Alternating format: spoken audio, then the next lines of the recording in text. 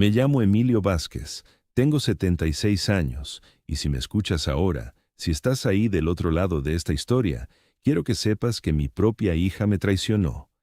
Mi propia sangre me echó de la casa donde viví 40 años con mi esposa Consuelo. Pero espera, déjame contarte desde el principio, porque esta historia duele, pero también enseña. Ese martes de octubre, yo estaba sentado en mi sillón de cuero café, el mismo donde me sentaba cada tarde a las 5 para tomar mi café con canela y mirar el jardín de rosas que plantó mi Consuelo en vida. Era mi ritual sagrado, ¿sabes? Cada día sin falta, ahí estaba yo, viendo cómo el sol se colaba entre las hojas de los árboles de ceiba que tenían más de 100 años. Mi casa, mi hacienda colonial en Mérida, Yucatán, era mi santuario. La hacienda tiene 200 años de historia. Sus muros de piedra caliza han visto pasar revoluciones, huracanes, épocas de bonanza y de miseria. Cuando mi abuelo Aurelio la compró en 1920, era solo un cascarón abandonado. Mi padre Joaquín le dio vida trabajando en las plantaciones de tabaco, y yo seguí sus pasos durante 50 años bajo ese sol yucateco que te quema hasta el alma. Esa tarde estaba recordando a mi Consuelo, como siempre hago a esa hora. Ella murió hace 3 años de cáncer, y desde entonces todo cambió. Mis hijos venían menos, mi Sofía especialmente. Antes venía cada domingo con sus nietos. Comíamos cochinita pibil que yo preparaba en el horno de leña del patio, igual que me enseñó mi madre. Pero después del funeral de Consuelo, las visitas se espaciaron. De repente escuché el motor de un carro que se estacionaba en la entrada. No era el sonido del viejo Tsuru de Sofía, sino algo más pesado, más elegante. Miré por la ventana y vi una camioneta BMW negra, brillante como espejo. Mi corazón se aceleró un poco porque Sofía no me había avisado que vendría. Salieron 2 personas. Mi hija Sofía, de 45 años, vestida con un traje sastre gris que nunca le había visto, y un hombre alto, de lentes oscuros que no conocía. Sofía cargaba un folder de cuero negro, y el hombre caminaba como si fuera dueño del mundo. Abrí la puerta antes de que tocaran. Sofía me saludó con un beso seco en la mejilla, sin sonrisa, sin el abrazo cariñoso de siempre. El hombre extendió su mano y se presentó.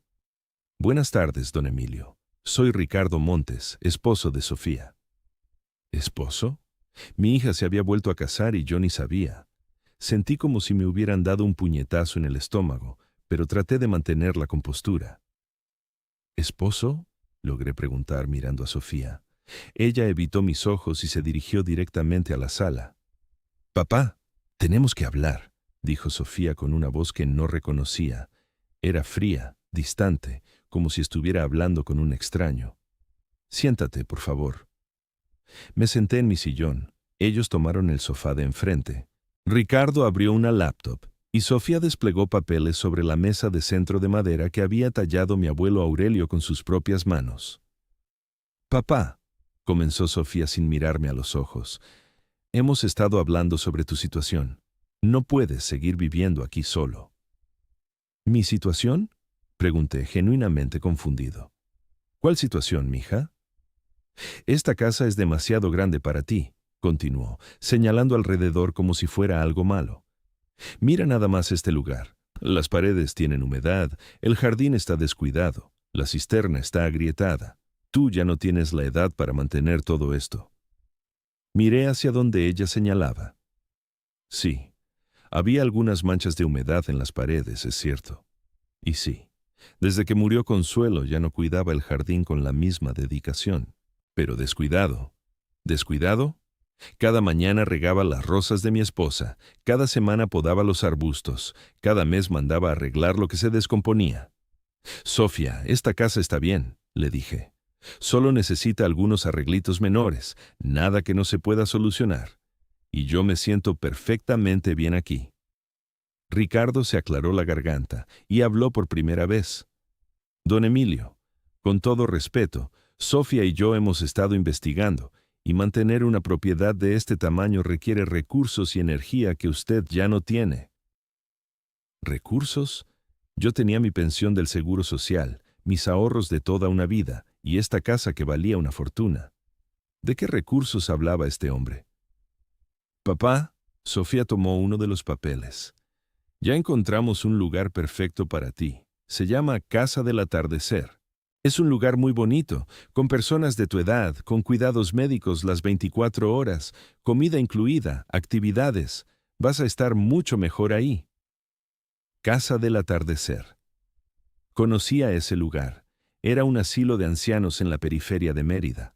Había pasado muchas veces por ahí cuando iba al mercado. Un edificio gris, con rejas en las ventanas, donde los viejos se sentaban en sillas de plástico a ver pasar el tiempo hasta morirse. Sofía, yo no necesito un asilo, le dije, tratando de mantener la calma. Estoy perfectamente bien aquí.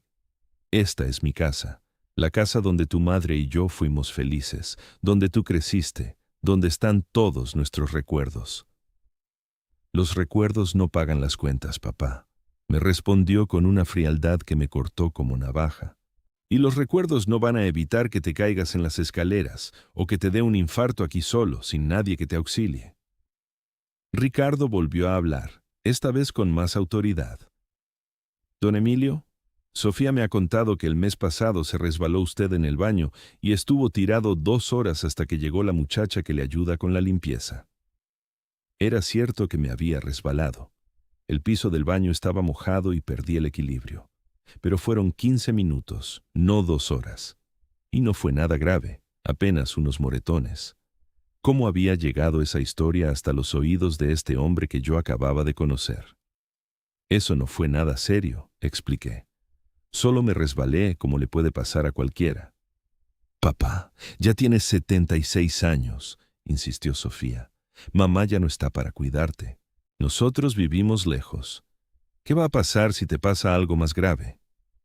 Ahí estaba otra vez esa voz fría, calculadora. La miraba y no la reconocía. Esta no era la Sofía que lloraba cuando se lastimaba de niña y venía corriendo a mis brazos. Esta no era la Sofía que me abrazaba y me decía, «Te quiero, papi», cuando yo llegaba cansado de las plantaciones. Esta era una mujer desconocida que hablaba como empresaria, como si yo fuera un problema que resolver. Además, continuó Ricardo, abriendo su laptop, hemos estado analizando esta propiedad desde el punto de vista comercial. Comercial. Esa palabra me sonó como campana de funeral. Mire, don Emilio, me mostró la pantalla llena de números y fotografías. Esta hacienda tiene un potencial turístico impresionante. Estamos hablando de arquitectura colonial del siglo XVIII, ubicación privilegiada, terreno amplio. Con la inversión correcta, esto puede convertirse en un hotel boutique de primer nivel. Hotel boutique. Las palabras me daban vueltas en la cabeza como sopilotes. Se llamaría Hacienda Dorada, siguió explicando Ricardo con entusiasmo, como si estuviera vendiéndole la idea al diablo mismo. 10 habitaciones de lujo, cada una con baño privado y aire acondicionado, spa, restaurante gourmet, piscina en el área del jardín, tarifa promedio de $200 por noche. En 3 años recuperaríamos toda la inversión. Miré a Sofía buscando en sus ojos algún rastro de la hija que conocí, alguna señal de que esto era una broma cruel. Sofía, le dije con la voz quebrada, ¿me estás diciendo que quieres convertir la casa de tu madre en un hotel? Por primera vez me miró directamente a los ojos y lo que vi ahí me partió el alma. No había dolor, no había duda, no había amor. Solo había números, solo había ambición. Papá, es un negocio, me dijo como si explicara algo obvio a un niño. Tú ya no puedes mantener esta casa. Nosotros no podemos subsidiar tus gastos para siempre. Esta es la solución perfecta. Tú estarás cuidado en Casa del Atardecer y la propiedad generará ingresos para toda la familia. «Para toda la familia», repetí. «¿Y yo qué soy, Sofía? ¿Ya no soy parte de la familia?» «No seas dramático, papá. Por supuesto que eres parte de la familia. Por eso estamos buscando lo mejor para ti. ¿Lo mejor para mí? Desterrarme a un asilo para voltear mi casa en negocio era lo mejor para mí». Ricardo cerró la laptop y se inclinó hacia adelante. «Don Emilio, ya tenemos todo planeado. Los inversionistas están listos, el arquitecto ya hizo los planos preliminares, el banco aprobó el crédito. Solo necesitamos que usted firme la cesión de derechos y podemos comenzar la próxima semana. ¿La próxima semana? Me levanté del sillón, sintiendo cómo la sangre me subía a la cabeza. ¿Ustedes ya planearon todo esto sin preguntarme? Papá, siéntate, por favor, me dijo Sofía. Sabíamos que al principio te iba a costar trabajo aceptarlo, pero es lo mejor para todos. ¿Para todos? ¿O para ustedes? No seas injusto, me respondió. Hemos pensado en cada detalle. Casa del Atardecer tiene excelentes referencias. El cuarto que te apartamos tiene vista al jardín. Vas a tener servicio médico, comida balanceada, compañía de personas de tu edad. Personas de mi edad esperando la muerte en sillas de plástico. Eso era lo que me ofrecía mi hija. Me volví a sentar, no porque ella me lo pidiera, sino porque las piernas ya no me sostenían. 40 años había vivido en esa casa. 40 años de levantarme antes del amanecer para ir a las plantaciones, de trabajar bajo el sol yucateco, de ahorrar cada peso para mantener a mi familia, para darle estudios a Sofía, para que tuviera una vida mejor que la mía. Recordé cuando Sofía tenía 8 años y se enfermó de dengue.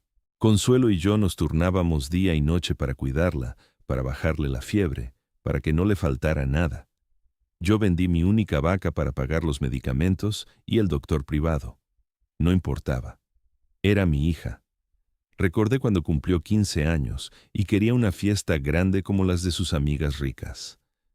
Yo trabajé doble turno durante 6 meses para pagarle el vestido rosa que había visto en una revista, la banda de música, el salón decorado. La vi bailar vals esa noche y pensé que todo valía la pena. Era mi princesa. Recordé cuando se casó la primera vez, con Javier, el contador. Yo pagué toda la boda, la iglesia, el mariachi, el banquete para 200 personas. Le di de regalo la mitad de mis ahorros para que comprara su casa. Cuando se divorció 5 años después, también pagué los abogados. Y ahora, esta misma Sofía a la que le di todo, me estaba echando de mi casa como si fuera un estorbo. Papá, sé que es difícil, me dijo, pero su voz seguía sin tener calor. Pero piénsalo bien. No puedes quedarte aquí solo para siempre. ¿Qué va a pasar en 5 años? ¿En 10? Esta casa se va a caer a pedazos y tú vas a estar cada vez más frágil. Frágil. Esa palabra me dolió más que todo lo demás. Yo que había cargado bultos de tabaco de 50 kilos hasta los 60 años. Yo que había construido con mis propias manos la cisterna, el horno de leña, la palapita del jardín. Yo que había resistido huracanes, sequías, crisis económicas. Frágil. Además, añadió Ricardo, el dinero que genere el hotel va a asegurar su bienestar para el resto de su vida. Ya no va a tener que preocuparse por gastos médicos, reparaciones, nada de eso. El dinero que genere el hotel, su hotel, en mi casa, con el sudor de mi frente convertido en ganancias para un hombre que había conocido hace media hora. Miré alrededor de mi sala. Ahí estaba el retrato de boda de Consuelo y mío, colgado en la pared desde hace 40 años. Ahí estaba la mecedora donde ella se sentaba a bordar en las tardes. Ahí estaba la repisa con las fotografías de Sofía de bebé, de niña, de quinceañera, de novia. Ahí estaba toda mi vida. Y mi propia hija quería convertirlo en un hotel para turistas. Sofía, le dije con la voz más serena que pude encontrar, ¿tú realmente crees que tu madre estaría de acuerdo con esto? Por un segundo, solo por un segundo, vi un destello de duda en sus ojos, pero Ricardo le puso la mano en el brazo y el momento pasó. Mamá ya no está aquí, papá, me dijo, y nosotros tenemos que tomar decisiones prácticas para el futuro. Decisiones prácticas. Mi matrimonio de 40 años reducido a decisiones prácticas. El jardín donde Consuelo plantó cada rosa con sus propias manos, reducido a decisiones prácticas. La casa donde mi hija dio sus primeros pasos, donde perdió su primer diente, donde yo le enseñé a andar en bicicleta, reducida a decisiones prácticas. Ya está decidido, papá, me dijo Sofía, guardando los papeles en el folder.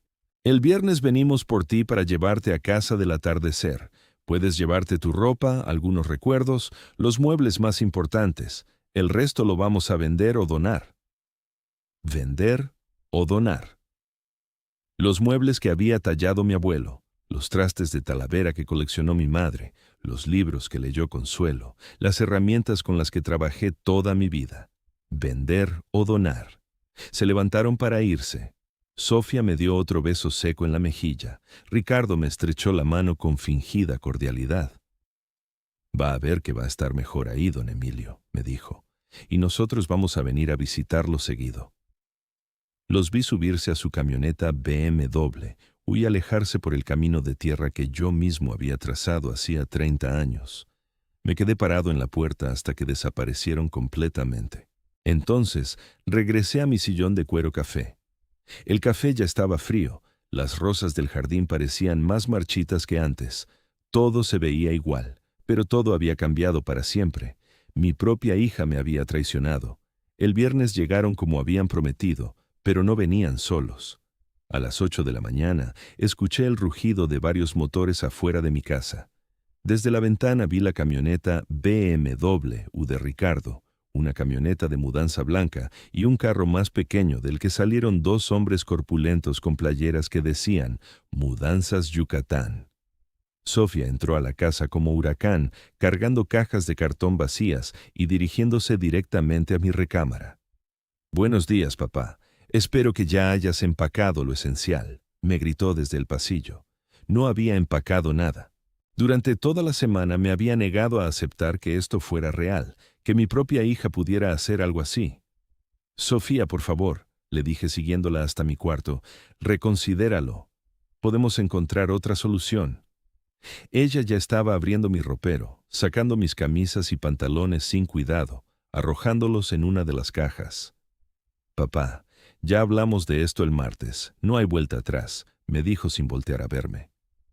«Ricardo ya firmó el contrato con los inversionistas, ya pagamos el enganche del crédito. Las obras empiezan el lunes». El lunes. En 3 días iban a empezar a demoler mi casa. «Al menos déjame quedarme en la casita del jardín», le supliqué.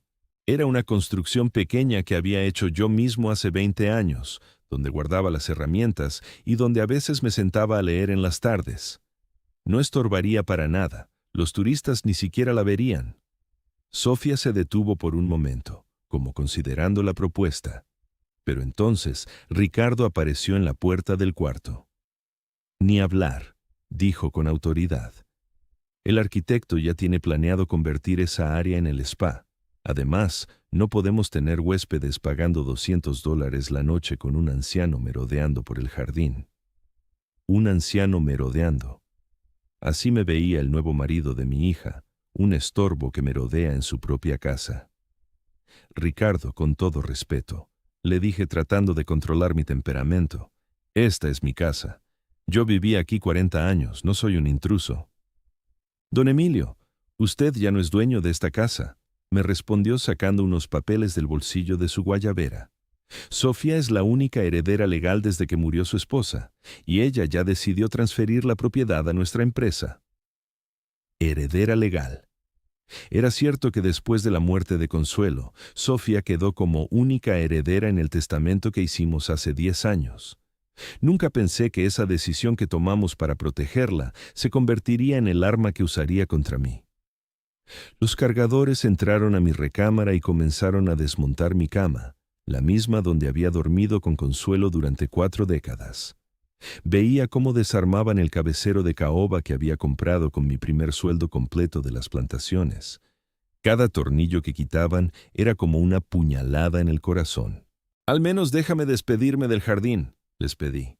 5 minutos nada más. Sofía suspiró como si le estuviera pidiendo el favor más grande del mundo. 5 minutos, papá. Pero apúrate porque el camión tiene que estar en casa del atardecer antes del mediodía. Salí al patio trasero, al jardín que había sido el orgullo de mi Consuelo. Las rosas estaban floreciendo a pesar de todo. Rojas, blancas, amarillas, rosas, cada una plantada en una fecha especial. La rosa roja que plantamos el día de nuestro 10º aniversario. La blanca del día que nació Sofía. La amarilla cuando mi nieta dio sus primeros pasos. Me hinqué junto al rosal principal, el más antiguo, el que Consuelo plantó cuando nos mudamos aquí. Le hablé en silencio, como hacía cada tarde desde que murió. Perdóname, amor. No pude proteger nuestro jardín, no pude proteger nuestra casa, pero te prometo que esto no va a quedar así. Porque no era cierto que no hubiera hecho nada durante esa semana. Desde el martes, después de que se fueron Sofía y Ricardo, yo había estado muy ocupado. Verás, 3 meses antes, cuando empecé a notar cambios raros en el comportamiento de Sofía, cuando sus visitas se volvieron más esporádicas pero más inquisitivas, cuando empezó a hacer preguntas sobre el valor de la casa y sobre mi salud, yo sospeché que algo malo se estaba cocinando. Una tarde de julio, mientras tomaba café en la plaza principal de Mérida, me encontré con don Alejandro Canul, mi viejo amigo de toda la vida. Alejandro es historiador. Trabajó 30 años en el Instituto Nacional de Antropología e Historia, el INAH. Conoce cada piedra colonial de Yucatán.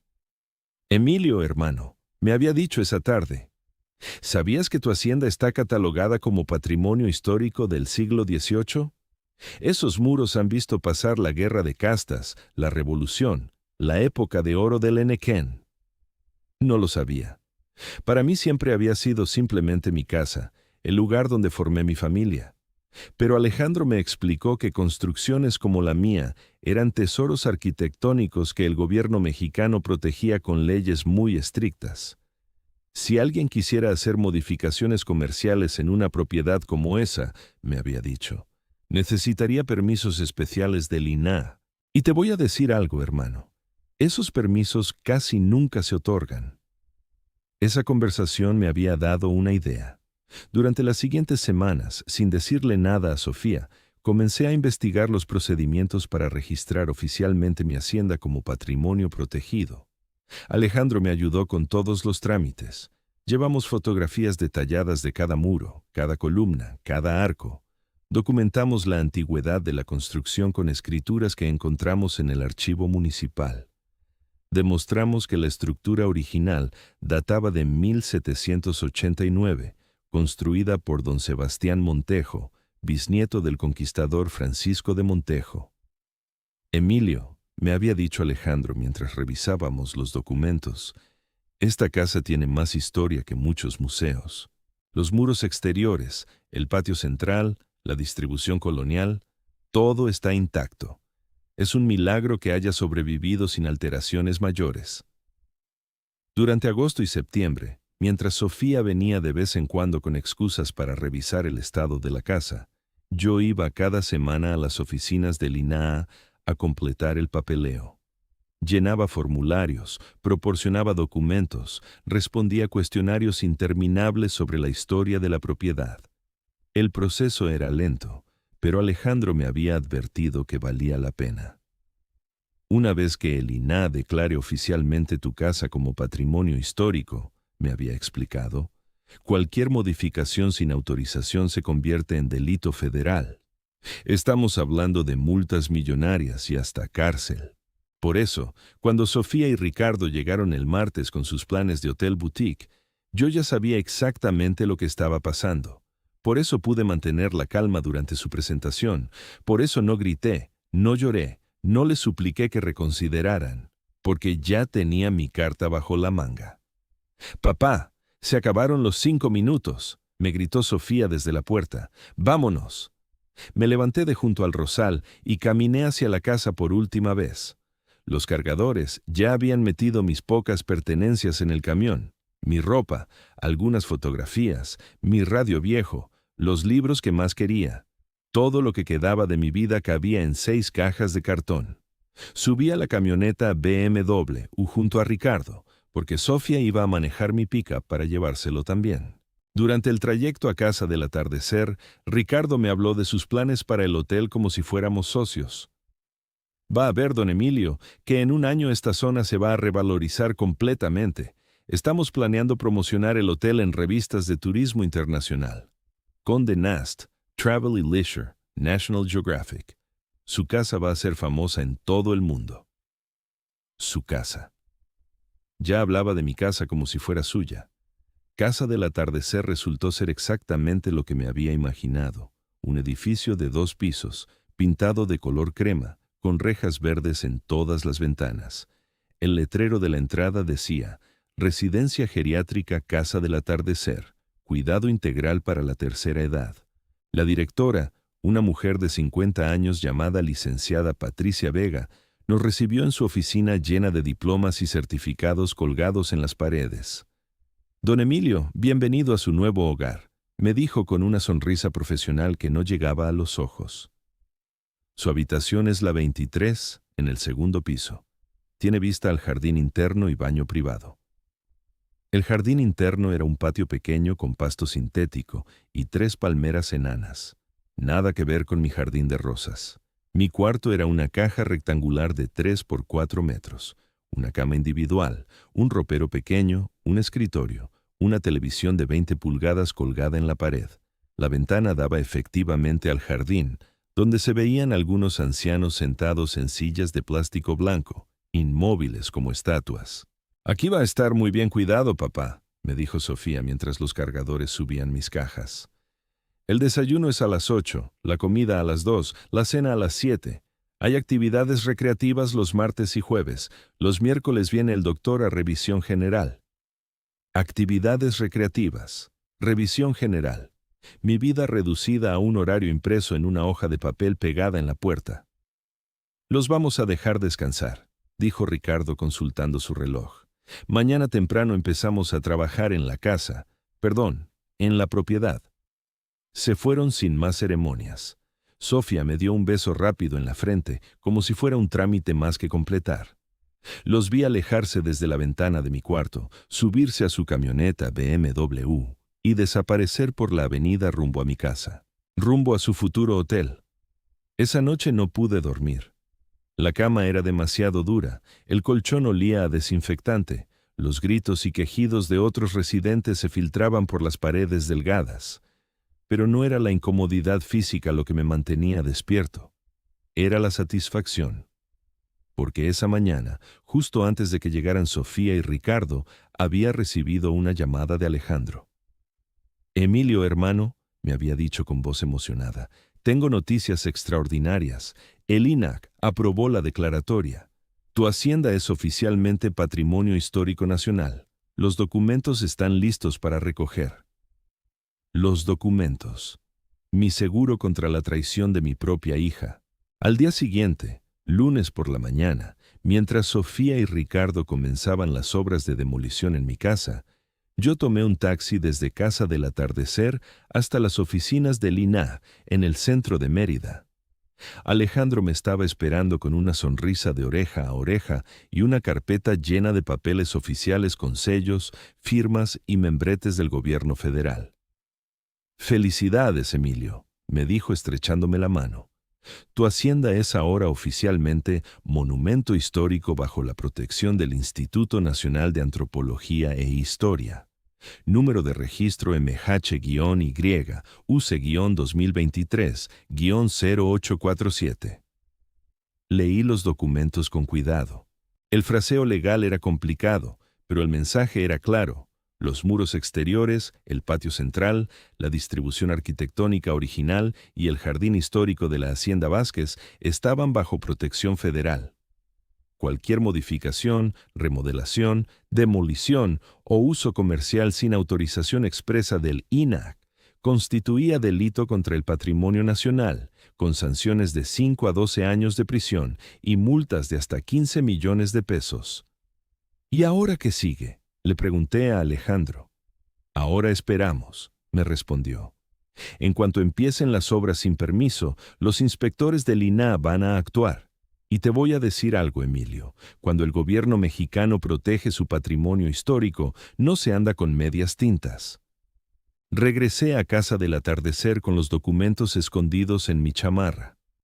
Esa tarde, durante la hora de socialización obligatoria, me senté en el patio sintético junto a otros residentes que veían telenovelas en una televisión comunitaria. Don Ramiro, un señor de 80 años que había sido maestro, me preguntó por qué parecía tan tranquilo. Todos los que llegan aquí están deprimidos las primeras semanas, me dijo. Usted parece hasta contento. Es que tengo fe en la justicia, le respondí. A veces la justicia se tarda, pero siempre llega. Don Ramiro me miró con curiosidad, pero no le expliqué más. Algunos secretos hay que guardarlos hasta el momento preciso. Durante las siguientes 2 semanas, desde mi ventana del segundo piso, podía ver camiones de materiales que pasaban por la avenida rumbo a mi antigua casa. Alejandro me llamaba cada 2 días para darme reportes. Ya empezaron las demoliciones internas, me había dicho el miércoles. Derribaron la pared que dividía la cocina del comedor. Están instalando tubería nueva para los baños de los cuartos de hotel. ¿Y los inspectores?, le pregunté. Paciencia, hermano. El INAH nunca avisa cuándo va a llegar, pero van a llegar. El viernes de la segunda semana, Alejandro me llamó muy temprano antes del desayuno. Emilio, ¿estás sentado? Sí, ¿qué pasa? Acaban de llegar los inspectores federales a tu casa. 3 camionetas del INAH, una de la Procuraduría de Justicia, agentes ministeriales. Pararon toda la obra y arrestaron al arquitecto. Cerré los ojos y sonreí por primera vez en 2 semanas. La justicia, efectivamente, había llegado. Esa tarde del viernes, después de la llamada de Alejandro, me quedé sentado en mi cama del asilo sintiendo como si hubiera esperado toda la vida este momento.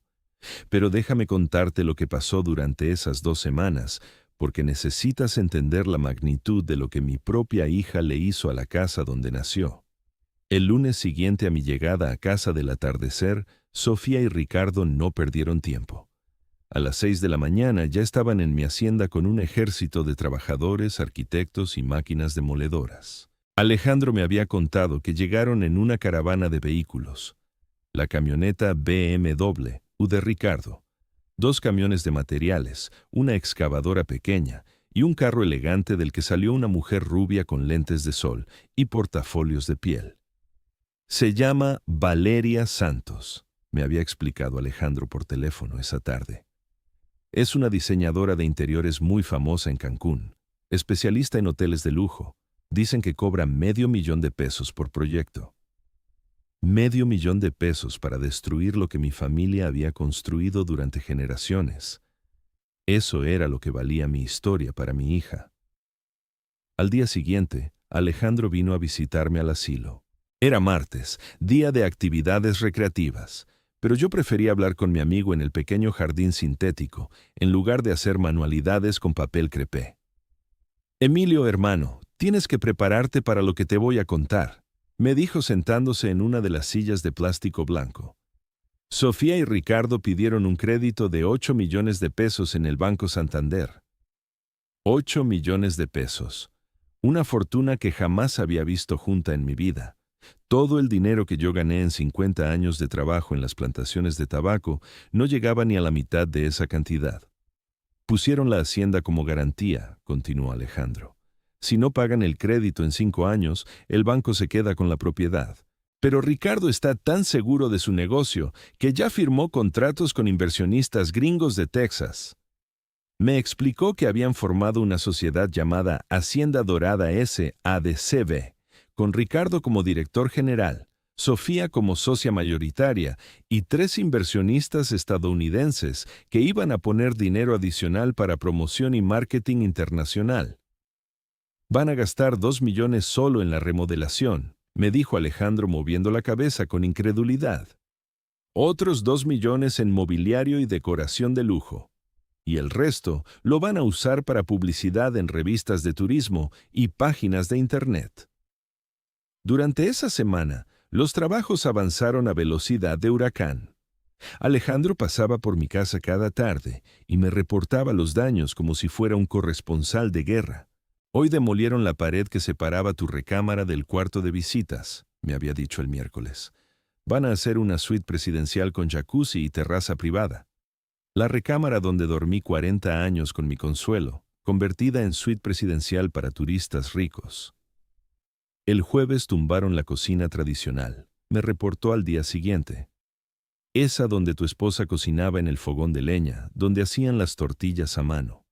Ahora va a ser una cocina industrial de acero inoxidable para el restaurante gourmet.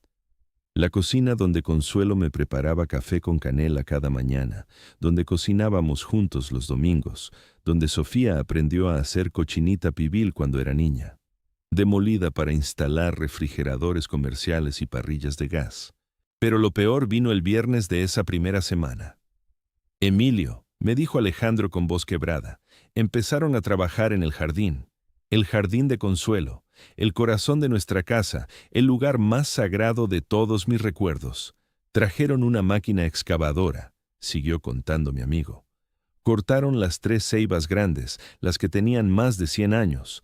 Decían que daban demasiada sombra y que los huéspedes del hotel necesitaban sol para broncearse. Las ceibas centenarias, árboles sagrados para los mayas, testigos silenciosos de siglos de historia yucateca, convertidos en leña para hacer espacio a turistas que querían broncearse. Y también, Alejandro se detuvo, como si no quisiera decir lo que seguía. Dime, le pedí, aunque ya sabía lo que venía. También arrancaron el rosedal de tu esposa. Todo. Dijeron que ahí iba a ir la piscina principal del hotel. Me quedé callado durante varios minutos. Veía a los otros residentes del asilo jugando dominó, viendo televisión, esperando que llegara la hora de la cena. Vidas reducidas a rutinas sin sentido, sin propósito, sin dignidad. Pero yo no era como ellos. Yo tenía un propósito muy claro. Alejandro, le dije finalmente, necesito que me hagas un favor. Lo que necesites, hermano. Quiero ir a ver mi casa. Mi amigo me miró con preocupación. Emilio, no creo que sea buena idea. Va a ser muy doloroso para ti ver. Necesito verlo con mis propios ojos, insistí. Necesito saber exactamente qué le están haciendo a mi casa. Para cuando llegue el momento de la justicia, quiero tener todos los detalles. Al sábado siguiente, Alejandro vino por mí en su viejo Tsuru blanco. Le dije a la licenciada Patricia que iba a visitar a unos familiares y que regresaría antes de la cena. No era mentira, técnicamente. Iba a visitar mi casa, que había sido mi familia durante 40 años. El trayecto desde casa del atardecer hasta mi antigua propiedad duró 20 minutos, pero se me hizo eterno. Mientras más nos acercábamos, más rápido me latía el corazón. Cuando finalmente doblamos en el camino de tierra que llevaba a la entrada, lo que vi me cortó la respiración. Una barda nueva de bloques grises había sido construida alrededor de toda la propiedad. En la entrada principal habían instalado un portón metálico con un letrero grande que decía Hacienda Dorada, Hotel Boutique, próxima apertura 2024, proyecto de Santos y Associates Design. Para acá, me dijo Alejandro manejando hacia un lado de la barda. Encontré un lugar donde podemos ver sin que nos detecten los trabajadores.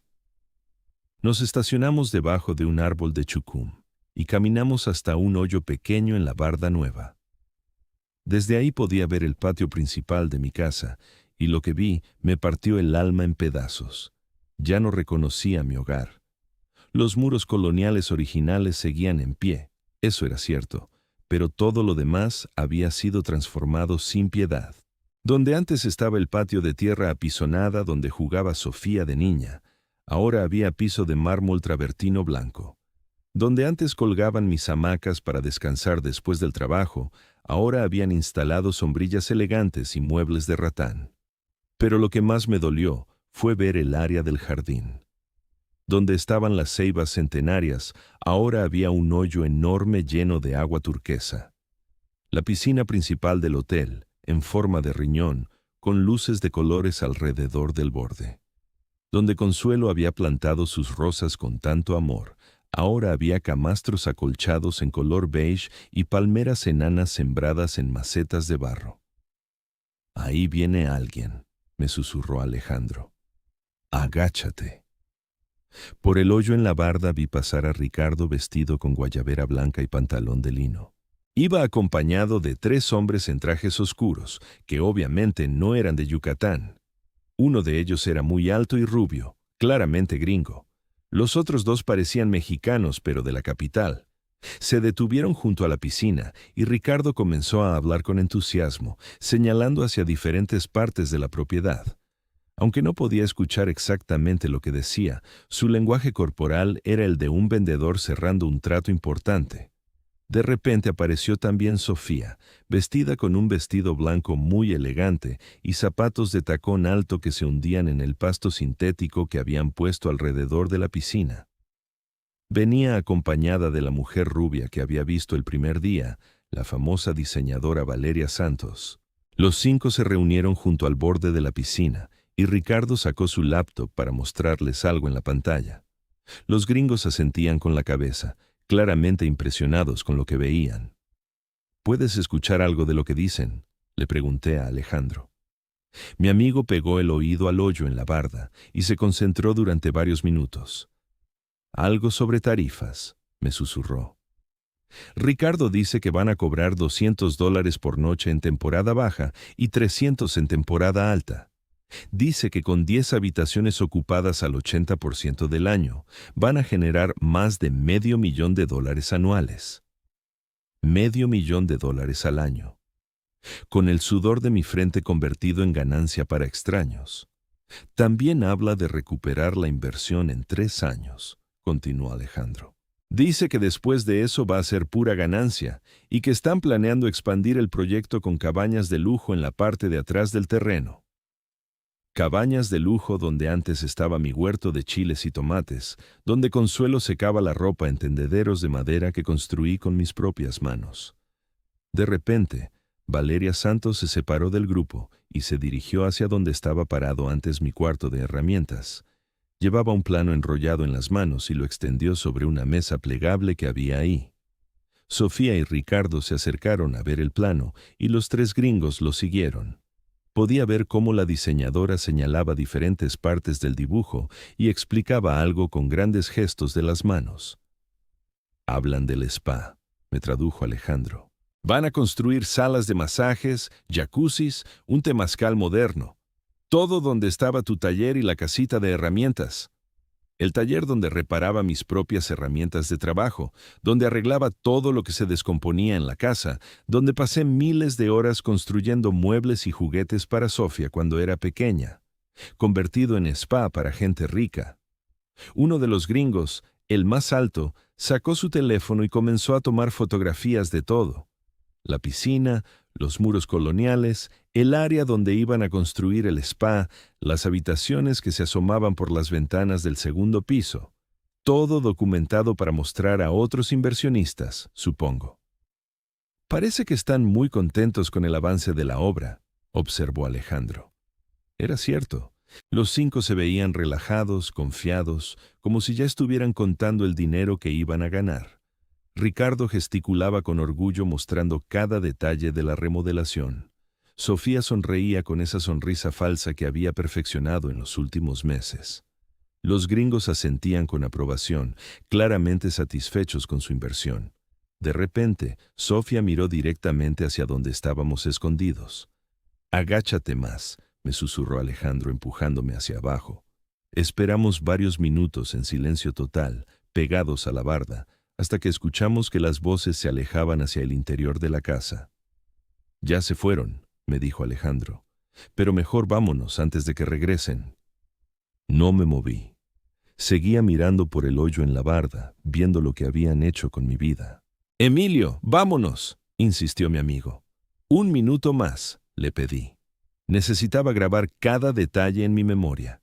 La piscina turquesa donde antes florecían las rosas de Consuelo, los camastros de lujo donde antes me sentaba a leer el periódico en las tardes, las palmeras artificiales donde antes cantaban los pájaros en las ramas de las ceibas centenarias. Todo destruido, todo profanado, todo convertido en negocio. Pero también necesitaba ver la evidencia de todos los crímenes que habían cometido contra el patrimonio histórico de México. Los muros coloniales perforados para instalar aires acondicionados, las columnas originales pintadas de blanco moderno en lugar del color natural de la piedra caliza, el patio central pavimentado con mármol importado en lugar de la tierra apisonada tradicional. Cada modificación sin permiso del INAH era un delito federal, y yo era testigo de todos. «Ahora sí, vámonos», le dije a Alejandro. Durante el regreso a casa del atardecer, no hablé ni una sola palabra. Mi amigo respetó mi silencio y puso música norteña en el radio para llenar el vacío. Pero mi cabeza no estaba en silencio. Mi cabeza estaba haciendo cálculos. 8 millones de pesos de crédito más los 2 millones de los inversionistas gringos. 10 millones de pesos totales invertidos en un proyecto completamente ilegal.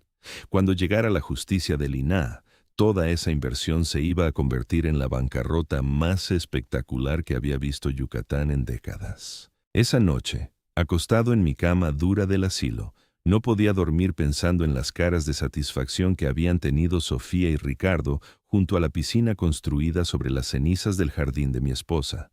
Pero también pensaba en otra cara que iba a ver muy pronto. La cara de mi hija cuando se diera cuenta de que había subestimado gravemente a su pobre papá indefenso.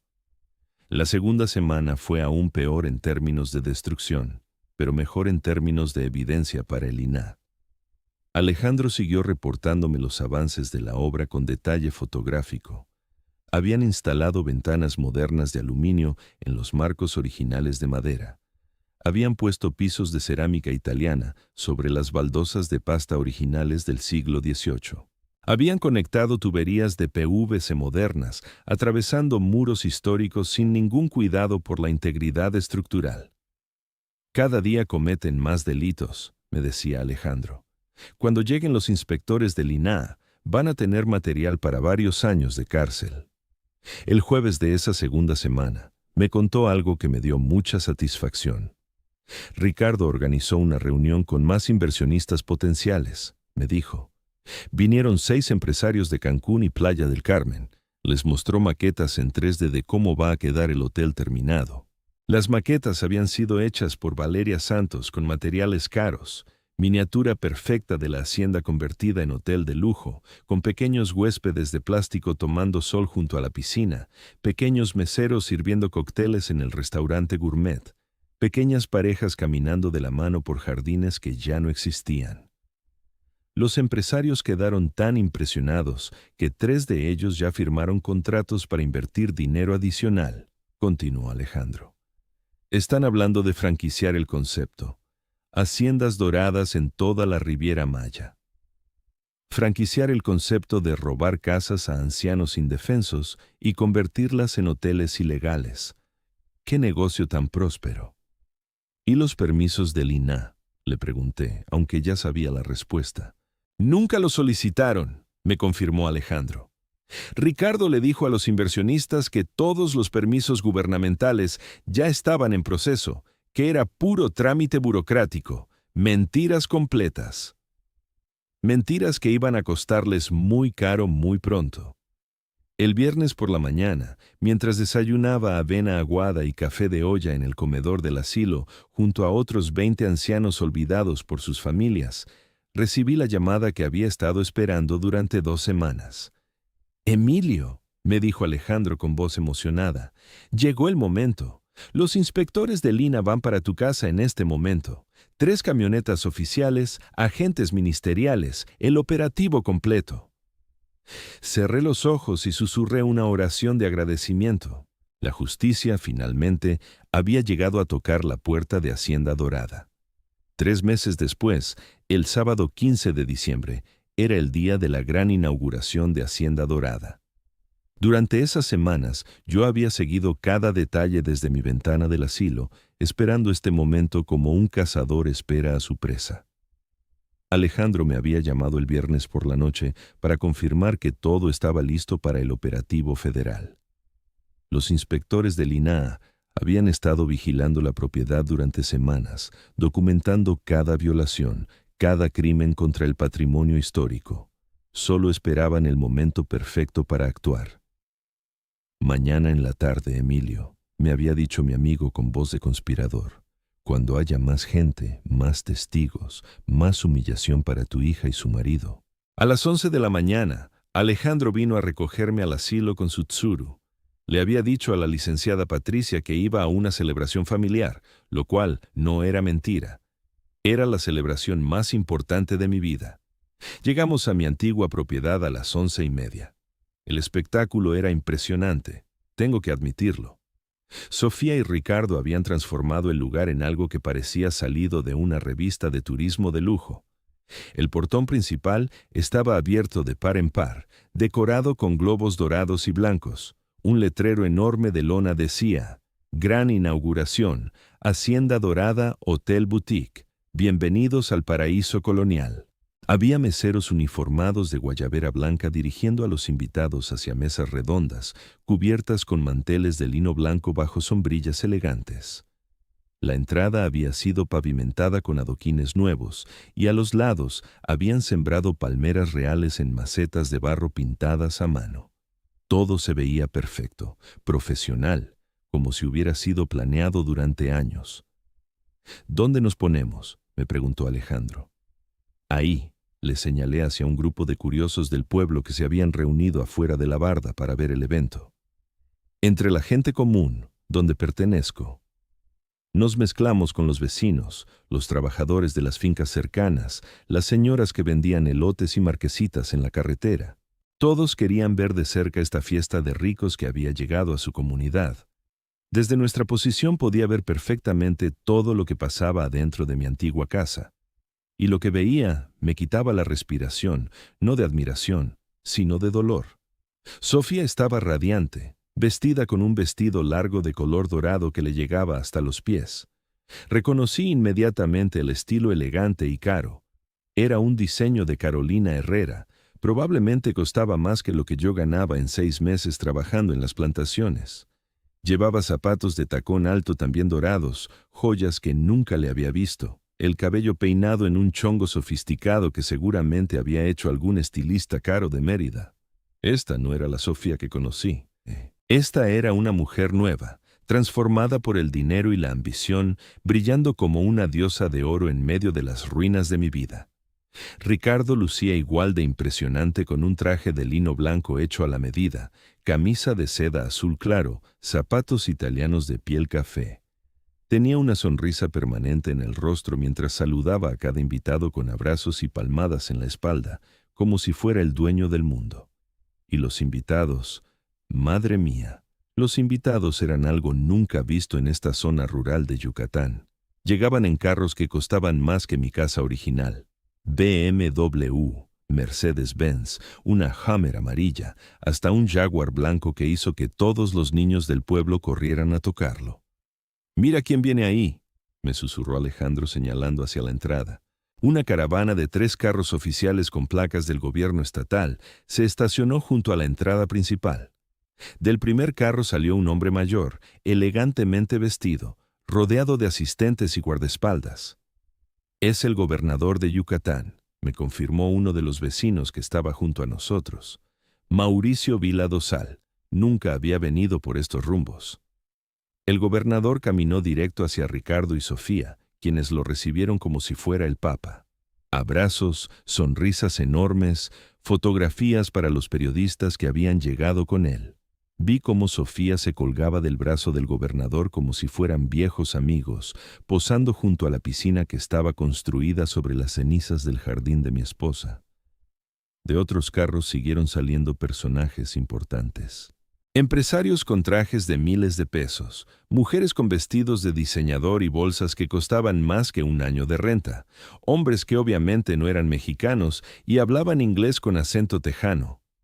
«Los gringos inversionistas», identificó Alejandro. Vinieron a ver su nueva adquisición. También llegaron periodistas de revistas de turismo, fotógrafos profesionales con cámaras enormes, hasta un equipo de televisión del canal de noticias local. Todo el evento estaba siendo documentado como si fuera un acontecimiento histórico. Ricardo tomó un micrófono inalámbrico y se subió a una plataforma pequeña que habían construido junto a la piscina. Los meseros comenzaron a circular entre los invitados ofreciendo copas de champán que reconocí inmediatamente por las botellas verdes. Moet y Chandon, el mismo champán que había visto en las películas de Hollywood. «Damas y caballeros distinguidos invitados», comenzó Ricardo con voz amplificada. «Bienvenidos a Hacienda Dorada, donde el pasado colonial de Yucatán renace en formato de lujo contemporáneo. El pasado colonial de Yucatán. Mi vida reducida a una frase publicitaria. Esta magnífica propiedad del siglo XVIII ha sido cuidadosamente restaurada para ofrecer una experiencia única que combina la autenticidad histórica con las comodidades modernas que nuestros huéspedes internacionales esperan y merecen. Cuidadosamente restaurada. Había destruido 3 ceibas centenarias, demolido muros originales, arrancado el jardín histórico, pero según él, había sido cuidadosamente restaurada. Cada habitación de nuestro hotel boutique cuenta con aire acondicionado de última generación, televisión de pantalla plana, internet de alta velocidad y vistas espectaculares hacia nuestros jardines tropicales, rediseñados por la reconocida paisajista Valeria Santos. Jardines tropicales rediseñados. Las rosas que plantó mi esposa con sus propias manos convertidas en jardines rediseñados. El gobernador tomó el micrófono y también dio un discurso sobre el desarrollo turístico de Yucatán, la generación de empleos para las comunidades rurales, la importancia de preservar el patrimonio histórico adaptándolo a los tiempos modernos. Preservar el patrimonio histórico. Si supiera lo que realmente habían hecho con ese patrimonio. Durante los discursos, los meseros siguieron circulando con champán, canapés de caviar, pequeños tacos de cochinita pibil gourmet que seguramente costaban 10 veces más que los que yo preparaba en mi horno de leña original. Los invitados reían, brindaban, se tomaban selfies junto a la piscina turquesa. Sofía también tomó el micrófono para agradecer a todos los presentes. Su discurso me partió el corazón porque hablaba de honrar la memoria de nuestros antepasados y preservar las tradiciones familiares para las futuras generaciones. Las tradiciones familiares, como la tradición de echar a tu padre a un asilo para robarte su casa. Esta hacienda ha estado en mi familia durante generaciones, dijo Sofía con lágrimas falsas en los ojos, y ahora estoy orgullosa de poder compartir su belleza e historia con visitantes de todo el mundo. Lágrimas falsas por la casa que había violado sin piedad, por el padre que había traicionado sin remordimientos. Los invitados aplaudieron con entusiasmo. El gobernador la felicitó públicamente. Los gringos levantaron sus copas de champaña en brindis de celebración. Los periodistas tomaron notas de cada palabra como si fueran perlas de sabiduría. Era el triunfo total de Sofía y Ricardo, el momento culminante de su traición perfecta. Pero yo sabía algo que ellos no sabían. Sabía que en ese preciso momento, 3 camionetas negras del gobierno federal se dirigían por la carretera hacia esta misma celebración. ¿Qué hora es?, le pregunté a Alejandro. Las 2:30 de la tarde. Ya no debe faltar mucho. Como si mis palabras hubieran sido una profecía, empecé a escuchar el sonido lejano de motores potentes acercándose por la carretera principal. No era el sonido elegante de los carros de lujo de los invitados, era algo más pesado, más serio, más oficial. Algunos de los vecinos que estaban junto a nosotros también voltearon hacia el ruido. Suenan como patrullas, comentó una señora. O carros del gobierno, añadió un hombre. El sonido se hizo más fuerte, más cercano. Dentro de la celebración, nadie parecía notarlo porque la música estaba alta y la gente hablaba y reía animadamente junto a la piscina. Entonces los vi aparecer en el camino de tierra que llevaba a la entrada de mi antigua propiedad. 3 camionetas Suburban negras, oficiales, con placas federales y las ventanas polarizadas. Se movían en fila, despacio pero con autoridad absoluta, como una procesión de justicia divina. Ahí vienen, le susurré a Alejandro. Ahí vienen, me confirmó con una sonrisa. Las camionetas se estacionaron afuera de la entrada principal, interrumpiendo el flujo de carros elegantes que seguían llegando a la celebración. De la primera camioneta salieron 4 hombres vestidos con trajes oscuros, corbatas serias y gafetes oficiales colgando del cuello. Del asiento del conductor de la segunda camioneta salió un hombre mayor, de unos 60 años, con barba canosa y aire de autoridad total. Llevaba una carpeta grande bajo el brazo y caminaba con la seguridad de quien tiene todo el poder del gobierno federal respaldándolo. Doctor Miguel Enríquez, me informó Alejandro, director regional del INAH. Cuando él llega personalmente a un operativo, es porque la cosa es muy seria. De la tercera camioneta salieron más agentes, algunos uniformados de la Procuraduría Federal de Protección al Ambiente, otros de traje que obviamente eran ministeriales. En total eran 12 funcionarios federales armados de documentos, cámaras, sellos oficiales y toda la autoridad del gobierno mexicano. Los invitados de la celebración empezaron a notar la presencia de las camionetas oficiales. Vi cómo algunos volteaban con curiosidad, otros con preocupación. El gobernador dejó de hablar con un grupo de empresarios y miró hacia la entrada con el ceño fruncido. Ricardo también había notado la llegada de los federales. Lo vi hablar rápidamente con Sofía, señalando hacia las camionetas. Ella palideció visiblemente. Incluso desde la distancia pude ver cómo se le borraba la sonrisa del rostro. El doctor Enríquez y su equipo caminaron directamente hacia la entrada principal del hotel.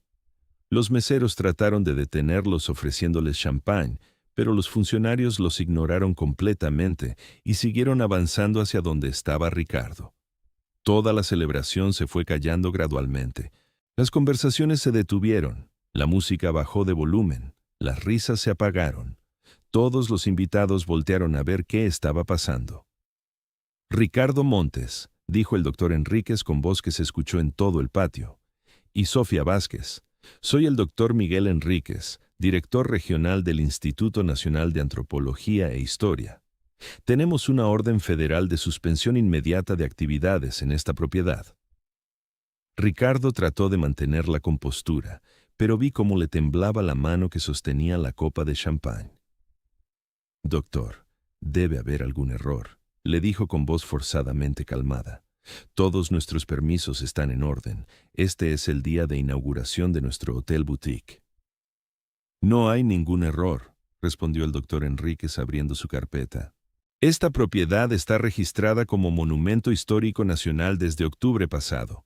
Toda modificación estructural sin autorización del INAH constituye delito federal contra el patrimonio cultural de México.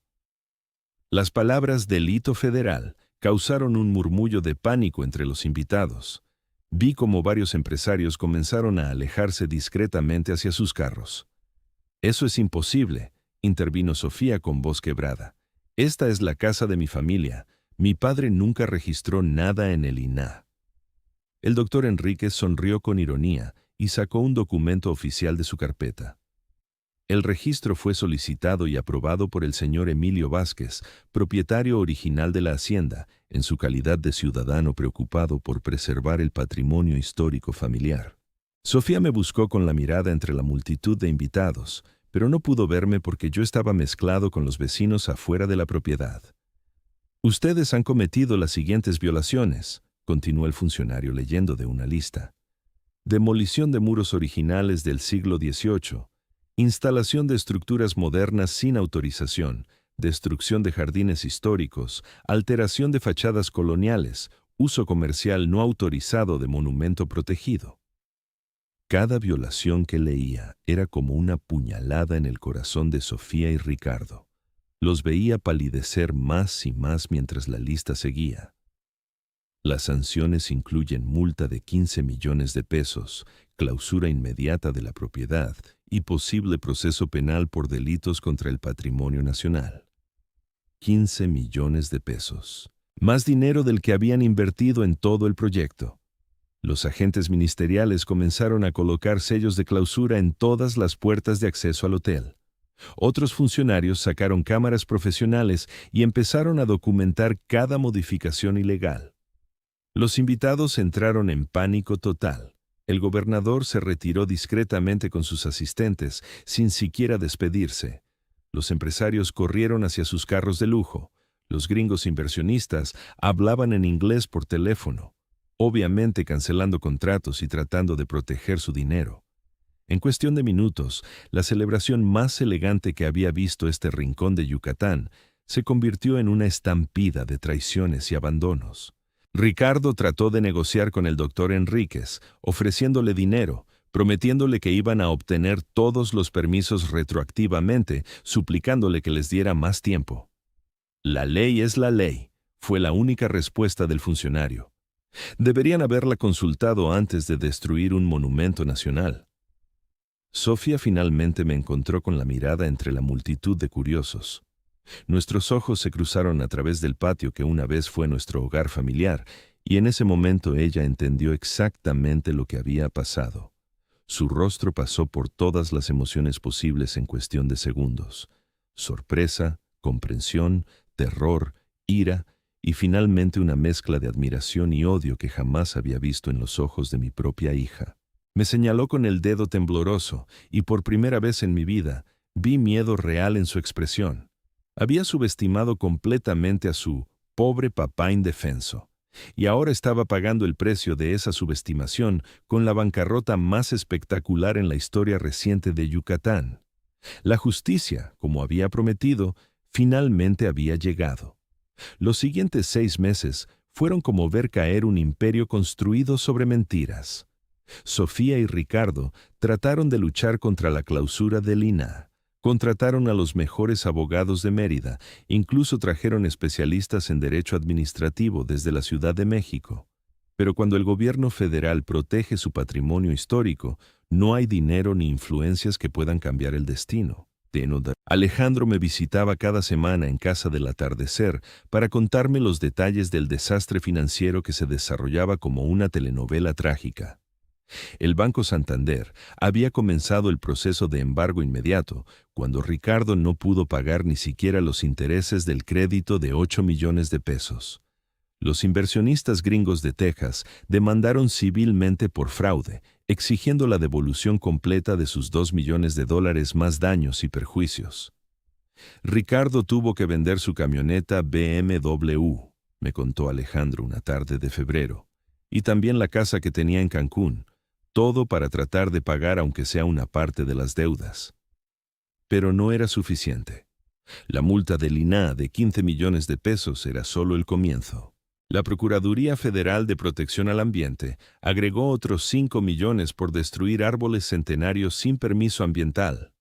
El SAT encontró irregularidades fiscales en la empresa Hacienda Dorada, SADCB, que resultaron en multas adicionales por evasión de impuestos. Sofía tuvo que empeñar hasta sus joyas de oro, continuó mi amigo. Esos aretes de diamantes que llevaba el día de la inauguración, el collar de perlas que heredó de su suegra, todo lo vendió tratando de juntar dinero para los abogados. Verás, cuando tienes 20 acreedores persiguiéndote al mismo tiempo, cuando el gobierno federal, el banco, los inversionistas extranjeros y hasta los trabajadores de la construcción te demandan simultáneamente, no hay suficiente dinero en el mundo para salvarte. Ricardo y Sofía habían construido su imperio sobre arena, y cuando llegó la primera ola, todo se desmoronó en cuestión de semanas. En marzo, la situación se volvió aún más dramática. La Fiscalía General de la República abrió una investigación penal contra ambos por el delito de daño a monumentos arqueológicos, artísticos e históricos. En México, ese delito puede castigarse con hasta 12 años de prisión. De repente, Sofía y Ricardo no solo enfrentaban la bancarrota, sino también la posibilidad real de acabar en la cárcel. Tu hija vino a buscarme, me dijo Alejandro una tarde de abril. Estaba desesperada, llorando como cuando era niña. Me preguntó si tú podrías hacer algo para detener el proceso legal. Me quedé callado durante varios minutos, viendo por la ventana del asilo a los otros ancianos jugando dominó en el patio sintético. Don Ramiro, el maestro jubilado, había muerto la semana anterior de un infarto. Su cama ya estaba ocupada por otro viejo olvidado por su familia. ¿Qué le dijiste?, pregunté finalmente. Le dije que hablara contigo directamente, que tú eras la única persona que podía ayudarla ahora. Pero Sofía no vino a verme. Su orgullo herido era más fuerte que su desesperación. Durante todo abril y mayo, mientras los procesos legales avanzaban como un tren imparable hacia el desastre total, ella prefirió seguir luchando sola en lugar de pedirle perdón a su padre. En junio llegó el golpe final. El juez federal dictaminó que todos los bienes de Ricardo y Sofía quedaban embargados para garantizar el pago de las multas y demandas. Pero como las deudas superaban por mucho el valor de sus propiedades, el tribunal tuvo que buscar una solución creativa para el caso de la hacienda. El doctor Miguel Enríquez de Lina propuso algo que nunca había visto en mis 76 años de vida. Como la propiedad tenía valor histórico incalculable, pero había sido dañada por modificaciones ilegales, el gobierno federal la tomaría bajo custodia temporal para su restauración. Y como el señor Emilio Vázquez había sido quien protegió el patrimonio denunciando los crímenes, él sería nombrado custodio vitalicio de la hacienda con derecho de habitación y la responsabilidad de supervisar su restauración histórica. Custodio vitalicio. Esas palabras sonaban como música celestial después de 8 meses de vivir entre las paredes grises de casa del atardecer. Es un precedente legal interesante, me explicó el abogado de Lina cuando vine a firmar los documentos. Usted no recupera la propiedad legal de la hacienda, porque esa quedó embargada por las deudas de su hija, pero sí recupera el derecho de vivir ahí para siempre y la responsabilidad de cuidar que sea restaurada correctamente. El 15 de agosto del 2024, exactamente un año después de que Sofía y Ricardo me echaran de mi casa, regresé triunfalmente a mi hogar. Alejandro vino a recogerme en su Tsuru con todas mis pertenencias, que seguían siendo las mismas 6 cajas de cartón que había llevado al asilo. Pero ahora cargaba algo adicional: los documentos oficiales que me acreditaban como custodio federal del monumento histórico Hacienda Vázquez. El contraste cuando llegamos era impresionante. La barda nueva de bloques grises estaba cubierta de grafitis y había secciones derrumbadas. El portón metálico elegante estaba oxidado y colgaba de una sola bisagra. El letrero de Hacienda Dorada Hotel Boutique había sido arrancado por vándalos, dejando solo marcas de pegamento en la pared. Pero lo más impactante era ver el estado del interior. La piscina turquesa estaba vacía y llena de hojas secas y basura. Los camastros de lujo habían sido robados o destruidos por el clima. Las palmeras enanas se habían marchitado por falta de cuidado. Todo el proyecto millonario de Sofía y Ricardo era ahora un cementerio de sueños rotos y ambiciones fracasadas. ¿Por dónde empezamos, Emilio?, me preguntó Alejandro mientras caminábamos por el patio, que una vez fue el centro de mi hogar. Por el jardín de Consuelo, respondí sin dudar. Ahí mismo donde está esa piscina maldita. Los trabajadores de Lina llegaron la siguiente semana con maquinaria especializada para comenzar la restauración. Primero drenaron y demolieron completamente la piscina, recuperando la tierra original del jardín. Después, removieron todos los materiales modernos, los pisos de mármol, las instalaciones eléctricas ilegales, los aires acondicionados que habían perforado los muros coloniales. Pero el trabajo que más me emocionaba era la restauración del jardín.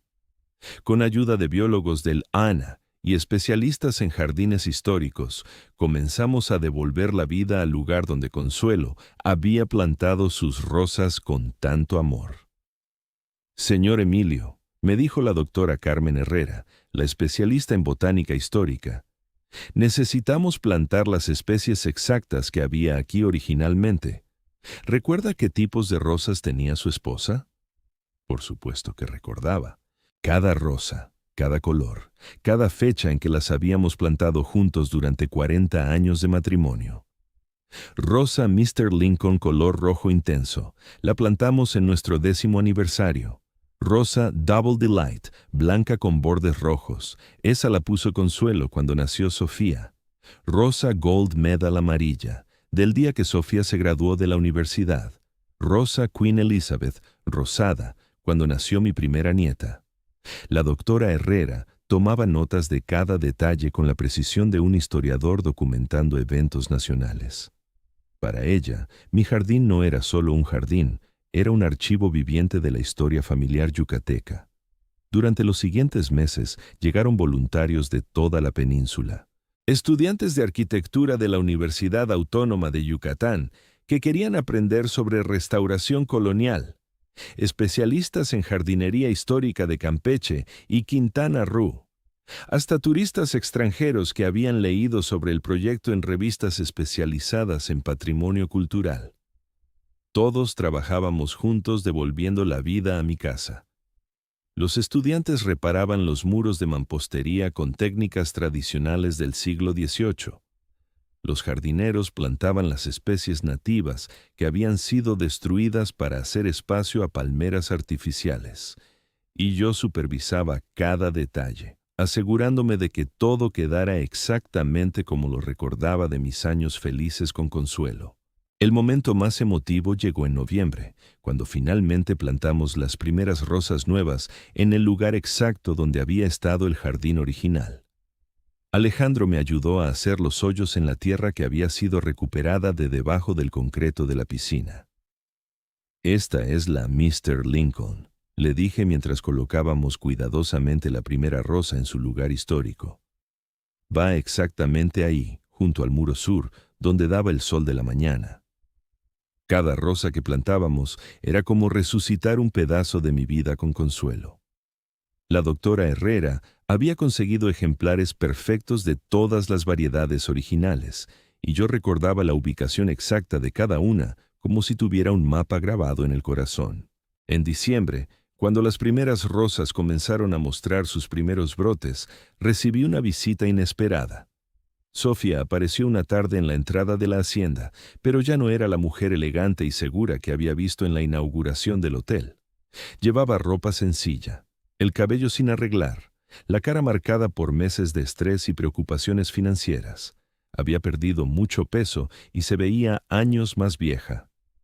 «Hola, papá», me dijo desde la entrada, sin atreverse a caminar hacia donde yo estaba regando las rosas nuevas. «Hola, Sofía», respondí sin dejar de trabajar. «¿Cómo estás?» «Mal», admitió con voz quebrada. «Muy mal». Me incorporé y la miré directamente a los ojos por primera vez en más de un año. Vi ahí el mismo dolor que yo había sentido cuando me echó de mi casa, pero también vi algo que no esperaba. Vi comprensión. «Ricardo se fue», me dijo. «Se regresó a la Ciudad de México cuando ya no pudo pagar ni el alquiler del departamento en Mérida. Me dejó con todas las deudas». No respondí nada. Simplemente seguí regando las rosas mientras la escuchaba. «Los abogados me dijeron que probablemente voy a tener que declarar bancarrota personal», continuó, «y que es posible que tenga que ir a la cárcel por el asunto del patrimonio histórico». «¿Y?», le pregunté.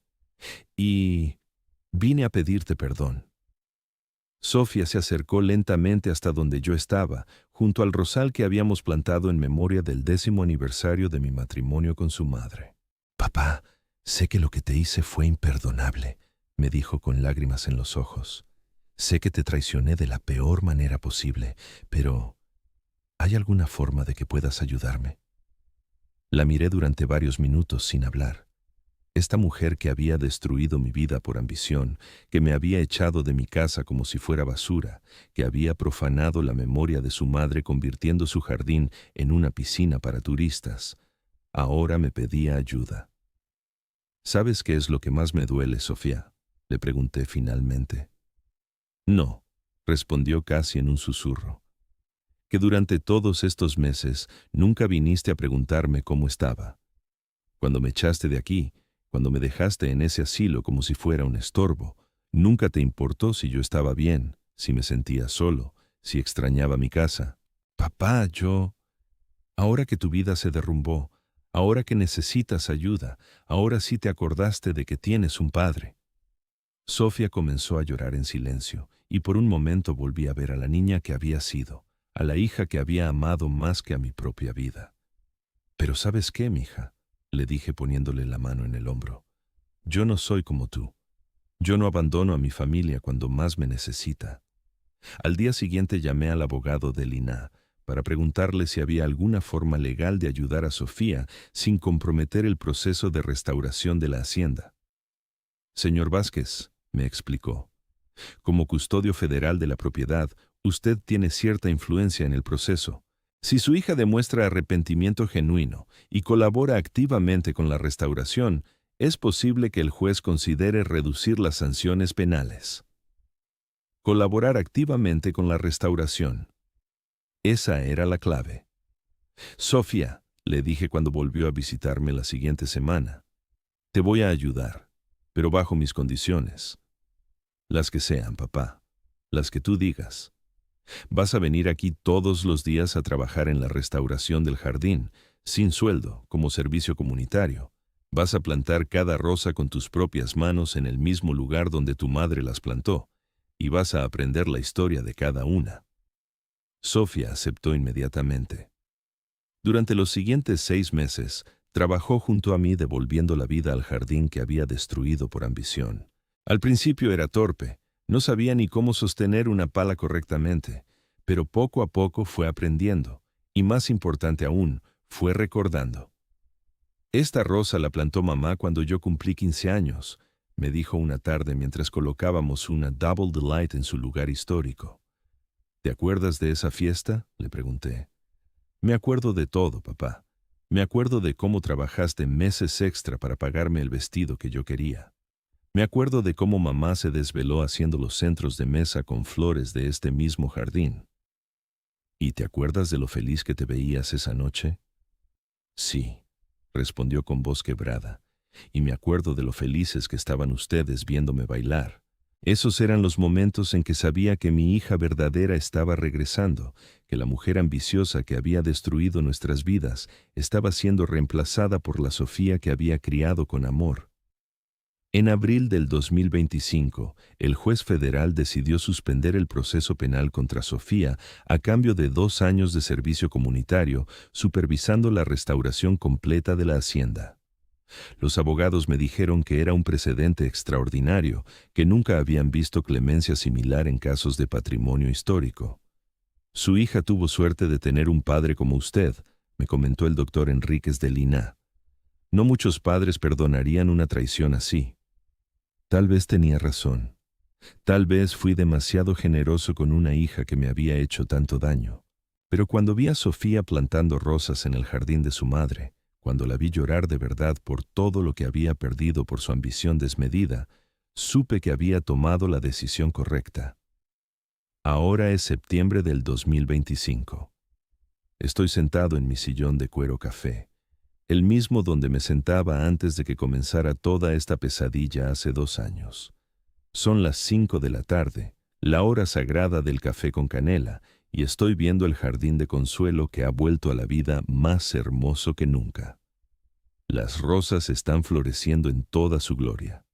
La Mr. Lincoln, roja como la sangre, la Double Delight, blanca y rosa como el vestido de quinceañera de Sofía, la Gold Medal amarilla como el sol de Yucatán, la Queen Elizabeth, rosada como las mejillas de mi nieta cuando era bebé. Cada una en su lugar exacto, cada una con su historia intacta, cada una testimonio de que el amor verdadero siempre resurge después de la destrucción. Sofía viene a visitarme 2 veces por semana, ya no para pedirme perdón, porque eso ya quedó atrás, sino para mantener vivo el jardín que destruyó y que ahora cuida como penitencia y como ofrenda a la memoria de su madre. Trabaja en silencio, con humildad genuina, y yo veo en sus gestos a la niña que una vez fue mi orgullo y mi esperanza. ¿La perdono completamente? Esa es una pregunta que solo el tiempo puede responder, pero lo que sí sé es que la justicia se cumplió exactamente como tenía que cumplirse. La ambición desmedida fue castigada con la bancarrota total. La traición familiar fue pagada con años de humillación pública. Y la destrucción del patrimonio familiar fue reparada con trabajo de las propias manos que la causaron. Si me escuchas ahora, si has llegado hasta aquí en esta historia, quiero que sepas que a los 77 años he aprendido algo muy importante. La paciencia de un viejo puede ser más poderosa que toda la ambición de los jóvenes, y que cuando defiendes lo que amas con inteligencia y determinación, la justicia siempre encuentra la manera de llegar, aunque se tarde un poco. El café está perfecto, las rosas huelen a gloria, y mi casa ha vuelto a ser mi casa para siempre.